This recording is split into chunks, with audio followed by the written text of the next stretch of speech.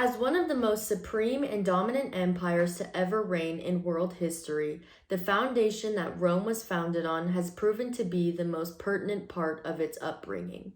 We've all heard of the saying, Rome wasn't built in a day, and that it surely wasn't. To this day, laws and regulations are what ultimately keep a society in order, offering a set of checks and balances to maintain consistent peace amongst the civilians. Dating back to around 450 BC, the Romans thoroughly understood the importance of this philosophy, for they implemented their own first outline of legal codes deemed the 12 Tables, a system of written laws designed to allow the protection of citizen rights and justify punishments for clear violations. Constructed by the Decemviri Committee, this law code was meant to represent the people of the ordinary, laying out guidelines for issues of ownership, inheritance, guardianship, and trials.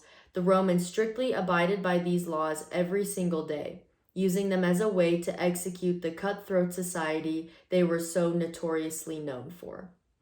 Examples like, a notably deformed child shall be killed immediately, and if one commits an outrage against another, the penalty shall be 25 asses, indicates how serious the Romans considered fairness and fair trade to be, for even being slightly out of line would cause you a major consequence, even facing the possibility of death.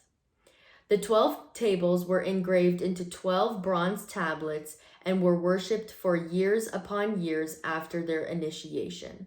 However, historians believe them to have been completely destroyed in 387 BC when the Gauls burned down Rome. This goes to show how Rome tenaciously established the beginning of their new government, for these laws embodied the characteristics that Roman law was meant to symbolize: compliance, rationality, and discipline. They probably would not have reached their empirical peak if it weren't for these significant codes that would later come to define the true meaning of Roman law.